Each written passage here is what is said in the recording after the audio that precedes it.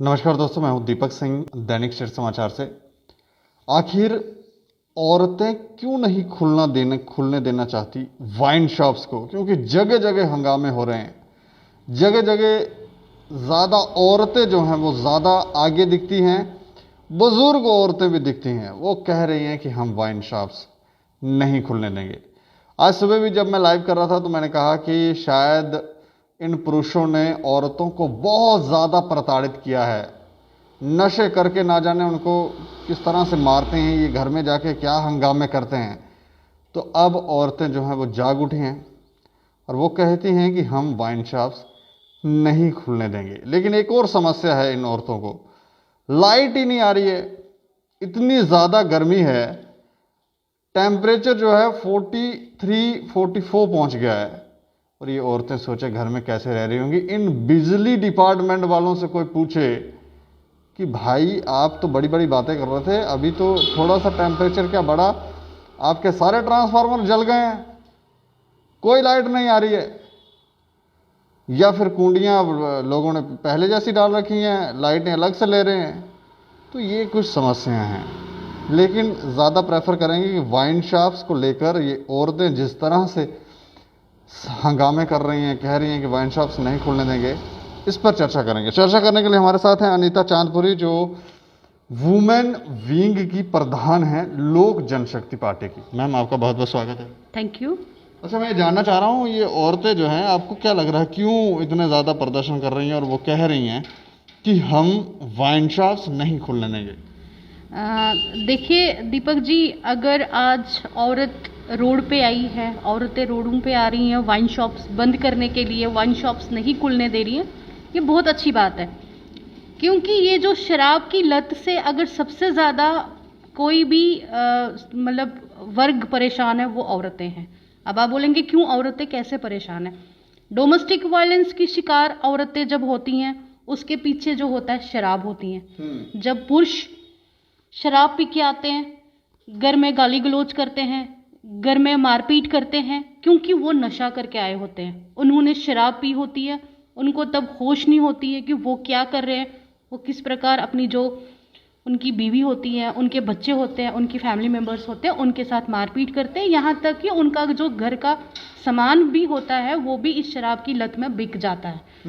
तो सबसे ज़्यादा अगर परेशान है तो वो एक महिला ही है इस नशे, जो ये शराब या शराब की दुकानें जो खुल रही हैं जम्मू में, खासकर हर नुक्कड़, हर गली, हर चौक पे शराब की दुकान खुल रही है। इससे अगर सबसे ज़्यादा किसी मतलब वर्ग को परेशानी होगी वो हम महिलाओं को होगी। तो आप भी समर्थन कर रहे हैं कि वाइन शॉप्स खुलनी ही नहीं चाहिए, जो पहले खुली थी वो भी बंद करो और चलो वापस? देखिए, मैं आपको ये बता रही हूँ, सबसे पहले तो मुझे बताइए वाइन शॉप्स ही क्यों खोलनी है? अगर पहले जम्मू में थी पर 10% थी, 20% थी, 30% थी, उनसे काम नहीं बन रहा था कि अब ये हर गली नुक्कड़ हर चौक पे वाइन शॉप्स खोल रहे हैं। क्यों खोल रहे हैं, किस लिए खोल रहे हैं? वो कह रहे हैं कि सरकारें इससे चल रही हैं, रेवेन्यू आ रहा है, लोग लाइनों में देखें इतनी ज़्यादा भीड़ होती है, तो अब सरकारें कुछ सोचती है ना कि कह रही हैं यहाँ से पैसा आ रहा है। तो ये एक वजह नहीं दिखती आपको? देखिए, अगर सरकार को रेवेन्यू आ रहा है, सरकार को वाइन शॉप पे खोलने से पैसा आ रहा है, तो क्या ये आने वाला हमारा जो बच्चों का भविष्य है वो दांव पे लगा देंगे? हमारा यूथ जो है उसको नशे की ओर भेज रहे हैं ये। हमारा जो आने वाला कल का युवक है, जो हमारा कल को हमारा भविष्य बनता है, आज का युवक कल को हमारे अच्छे अच्छे पोस्टों पे जाता है, तो क्या ये उसको जानबूझ के इस महज इसलिए शराब की लत की ओर लेके जा रहे हैं कि वो रेवेन्यू के लिए मतलब रेवेन्यू बढ़ेगा हमारा? क्या इनका यही काम है? और ये नहीं सोच सकते कि हम अपना रेवेन्यू और किस माध्यम से जनरेट कर रहे हैं? आप यूनिवर्सिटीज़ बनाइए ना, आप टेक्निकल एजुकेशन कॉलेजेस बनाइए ना, आप अच्छे अच्छे स्कूल दे दीजिए ना जम्मू को, आप और कोई तरीका ढूंढिए ना जहाँ से आपका रेवेन्यू। क्या एक इतनी लाचार है सरकार की महज अब वाइन शॉप्स के रेवेन्यू पे ही मतलब टिकी है? हमें ऐसा नहीं लगता कि वो ये चाहते हैं कि सभी लोग, औरतें भी शामिल हो जाएं, सब नशा करें, पैसा आता रहे, मरे या जिए उनसे कोई मतलब नहीं है, लेकिन पैसा आता रहे? देखिए, ये तो बहुत ही बदकिस्मती है हमारे जम्मू के लिए, जम्मू कश्मीर के लिए, कि अगर सरकार की यही सोच है कि अगर हमने रेवेन्यू जनरेट करना है, अगर हमारे पास रेवेन्यू आएगा तो वो महज वाइन शॉप खोलने से होगा। ये तो बहुत ही मतलब मैं कह रही हूँ एक शर्मनाक डिसीजन है कि हमारी आने वाली जनरेशन को जानबूझ के हम गलत रास्ते पे डाल रहे हैं, जानबूझ के हम नशे की ओर धकेल रहे हैं, और इससे कितने घर खराब होते हैं वो हमसे ज़्यादा कोई नहीं जानता। अगर मेरे पास कोई केस आता है डोमेस्टिक वायलेंस को लेके, तो उसके पीछे शराब होती है, क्योंकि हर एक जो वो मर्द होता है वो शराब पी के आया होता है, अपनी बीवी के साथ जानवरों की तरह मारपीट की होती है, अपने बीवी का गहना लेके बेचता है, अपने घर के बर्तन तक बेचता है, और ये सब कुछ जान के भी सरकार कह रही है कि हम रेवेन्यू इसी से आता है, तो ये तो बहुत बदकिस्मती है। एक बहुत बड़ी मतलब एक दोगली नीति लगती है। आज भी कुछ महिलाएं, बुजुर्ग महिलाएं ये कह रही थी कि कश्मीर में जाके देखो, वहाँ खुलवाओ वाइन शॉप है, वहाँ नहीं खुलवा रहे हैं। तो ये वाइन शॉपें वहाँ क्यों नहीं खुलती हैं, यहाँ जम्मू के अंदर क्यों खुलती है? कुछ षड्यंत्र लगता है यहाँ पर वाइन शॉपें खुलवाई जा रही हैं कि लोगों को नशे में रखो, लाचार बेबस रखो और आप राज्य करो, ऐसा लगता है? देखिए, जम्मू की जनता हमेशा से मासूम रही है, हमेशा से बेबस रही हैं, और हमेशा से इन्होंने जम्मू की जनता को अपने मतलब उल्लू सीधा करने के लिए यूज़ किया है, और आज भी ये वही कर रहे हैं कि आज भी जम्मू में अगर वाइन शॉप्स खुल रही हैं, क्यों खुल रही है? आज जनता जागरूक है ना, आज जनता पूछ रही है, आज जनता को समझ आ रहा है हमारे साथ क्या आ रहा है, आज जम्मू की जनता को पता है हमारे साथ क्या हो रहा है, आज जम्मू की जनता जानती है हमारे साथ गलत मतलब नीति अपनाई जा रही है, इसीलिए जम्मू की जनता, बुजुर्ग, महिलाएं, बच्चे सब रोडों पे है। और मैं कह रही हूँ ये बहुत अच्छी बात है, हम सबको समर्थन देना चाहिए। पहले तो चलो कश्मीर के नेता ज़्यादा थे और वो अपनी नीतियाँ चलाते थे, कश्मीर को सेव करते थे और बाकी वालों को कहते थे चलो ये इनके ऊपर राज करना है तो इनको बेबस लाचार करो। लेकिन अब तो अपने ही नेता हैं, अब कोई बाहर से तो नहीं आए, ये तो अपने ही नेता थे ना। ये तो ऐसा भी नहीं है कि कोई कश्मीर से आ रहा है, जो फॉरेन से आ रहा है, ये तो अपने ही है। ये भी अब ये चाह रहे हैं कि, ऐसा लगता है ये चाह रहे हैं कि डूबे रहें लोग नशे में। देखिए, मैं आज जम्मू कश्मीर यूटी की बात कर रही हूँ। जब यूटी बनने जा रही थी तो जम्मू के लोगों ने समर्थन दिया, वेलकम किया कि शायद हम लोग डेवलपमेंट की राह पे चल पड़ेंगे, हमारे साथ कुछ अच्छा होगा। जम्मू के साथ जो बरसों से मतलब सौतेला व्यवहार हो रहा था वो शायद अब खत्म हो जाएगा, क्योंकि यूटी बन रही है, लेफ्टिनेंट साहब गवर्नर के हाथों में डोर दी जाएगी और हम लोग कहीं ना कहीं सिक्योर हो जाएंगे। हमारे बच्चे भी आगे अच्छे भविष्य की तरफ चल पड़ेंगे, यहाँ यूनिवर्सिटीज़ खुलेंगे, यहाँ हॉस्पिटल्स खुलेंगे बड़े बड़े लेवल के, यहाँ पे बहुत अच्छा कार्य होगा। हमें तो उसके बदले कुछ नहीं मिला, वही जो है वो हर एक गली नुक्कड़ पे वाइन शॉप ही खुलती दिख रही है मुझे। ये कहाँ का इंसाफ है? क्यों आप जनता को परेशान कर रहे हो, क्यों आप लोगों को परेशान कर रहे हो? आप अच्छे डेवलपमेंट के कार्य करो ना, जनता आपका समर्थन करेगी। लेकिन एक सवाल मैं और पूछना चाहता हूँ, यहाँ पे बहुत महान महान हस्तियाँ थी जब वाइन शॉप्स नहीं खुल रही थी, उससे पहले बहुत बड़ी बड़ी बातें, उनका एजेंडा ये था कि समाज को नशा मुक्त बनाओ। लेकिन वो अब वो लोग गायब हैं। इसका अर्थ है कि इन लोगों के मन में ऐसी कोई बात नहीं, ये किसी और नीतियों पर चल रहे थे। कि देखिए, मैं आपके चैनल के माध्यम से यही बोलना चाहती हूँ कि कहने और करने में फ़र्क है, मतलब कि कथनी और करनी में फ़र्क है। ठीक है, आपकी कथनी कुछ और होती है, लेकिन जब आप करनी पे आते हो तब आप ग्राउंड पे कुछ और होते हो। ठीक है, वो आप भी देख रहे हो, हम भी देख रहे हैं। नहीं तो कुछ ऐसे लोग नहीं लगते जो खुद ही नशा करते हैं और दूसरों को ज्ञान दे रहे हैं जी नशा छोड़ दें?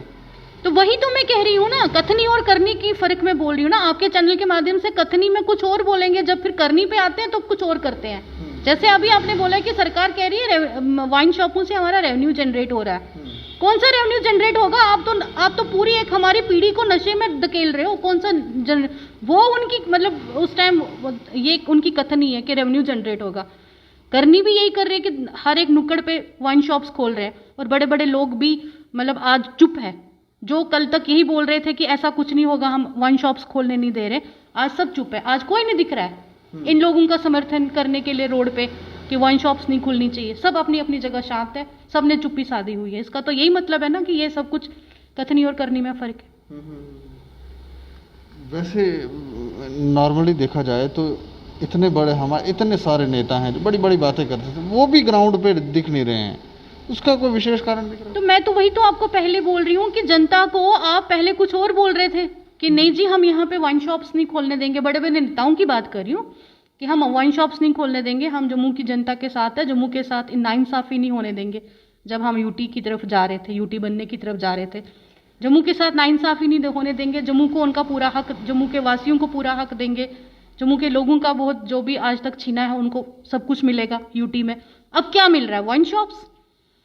रिहेबिलिटेशन सेंटर नहीं खोलने चाहिए, या घर घरों में जाकर देखा जाए कि जहाँ पे कितने लोग नशा कर रहे हैं, इनसे कैसे नशा छुड़ाया जाए, रिहेबिलिटेशन सेंटर में लेकर कुछ ऐसी ऐसी नीतियाँ नहीं बना सकती है सरकार? बिल्कुल, मैं दीपक जी वही तो बोल रही हूँ आपको कि अगर आपने करना ही है, अच्छा काम करना है, आप कॉलेजेस बनाइए ना, आप यूनिवर्सिटीज में अपनी मतलब कुछ ऐसे कोर्सेज लॉन्च करिए ना जो एक यूथ जो एक तरक्की की राह पे चले। आप रिहैब सेंटर्स बनाइए, क्योंकि आज जम्मू के अंदर मुझे लगता है बहुत सारा हमारा जो यूथ है नशे की लत में लगा हुआ है, ठीक है। उनको छुड़ाने के लिए काउंसलिंग सेंटर्स बनाइए, उनको नशे मुक्त कराने के लिए रिहेबिलिटेशन सेंटर बनाइए, एक अवेयरनेस प्रोग्राम्स लॉन्च करिए। उसके बदले आप वो ये काम कर रहे हैं कि हर नुक्कड़ पे वन शॉप खोल रहे हैं और उनको उस और जानबूझ के अपने हाथों से ही धकेल रहे हैं। अभी आपने देखा गवर्नमेंट की एसओपीज के बावजूद भी वाइन शॉप्स पे कितना रश था, धज्जियां उड़ रही थी वाइन शॉप्स पे एसओपीज की, तब कहां थी सरकार? मुझे बताइए ना आप। हम लोग टीवी पे देखते हैं, चैनलों के माध्यम से देखते हैं, मैंने खुद प्रैक्टिकली देखा, मुझे कहीं पे दवाई लेने जाना था, मैंने देखा वाइन शॉप के बाहर कम से कम 400 लोग इकट्ठा हुआ है और ऐसे धज्जियां उड़ रही थी एसओपीज की कि कहने, तब उनको कोविड नहीं फैल रहा था, तब वहां पे कोविड नहीं फैल रहा था। ये सारी एडमिनिस्ट्रेशन में बैठे ऑफिसर अंदर अंदर से खुश होते होंगे कि हाँ ये सब सही चल रहा है। देखिए, खुश होते या नहीं होते वो सेकेंडरी क्वेश्चन है, लेकिन धज्जियां तो उड़ते हुए देख रहे थे ना, क्या वहां पे उनका रोकना उनको फर्ज नहीं था? अगर भगवान ना करे उन 400 लोगों में से 4 लोग भी कोरोना पॉजिटिव निकलते तो कितने घरों में बर्बादी होती। हम तो अभी यही लहर को नहीं संभाल पा रहे जो चल रही है अभी, वेव जो महामारी चल रही है। हमारा तो पूरा एक मतलब युग ही इसकी तरफ खत्म होने की तरफ चल रहा है इस टाइम महामारी की वजह से। तो वहाँ एसओपीज कहाँ होती है जहाँ पे आप वाइन शॉप खोले? क्या मजबूरी थी इनको इस महामारी में पूरे 5 दिन या 4 दिन वाइन शॉप्स खुली रखने की? इतनी क्या जरूरत आन पड़ी थी लोगों के मतलब जिंदगी के साथ खेलने की?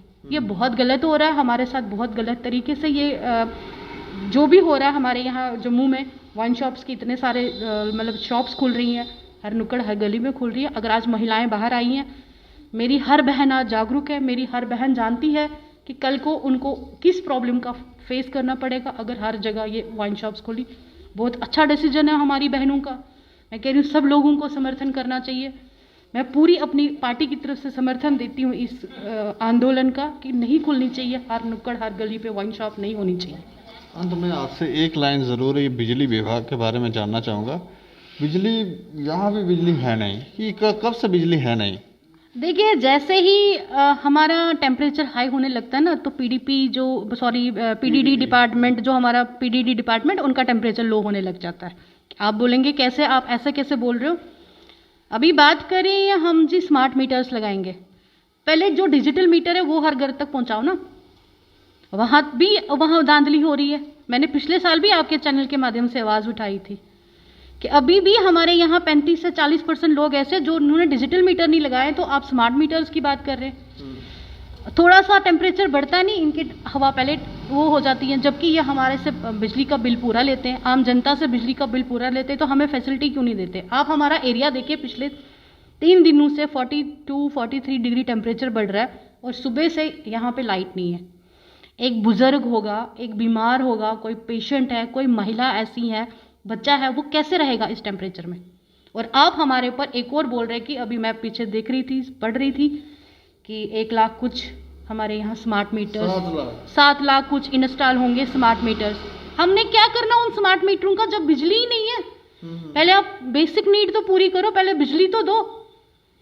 हम नहीं कह रहे कि हम मीटर का पैसा नहीं देंगे या हम मीटर लगने नहीं दे रहे, लेकिन जब तक आप ग्राउंड पे हर घर तक बिजली नहीं पहुंचाओगे, जो आपने डिजिटल मीटर्स आपने लगाए हैं आज तक, वो आपने पूरे प्रॉपर नहीं लगाए हैं।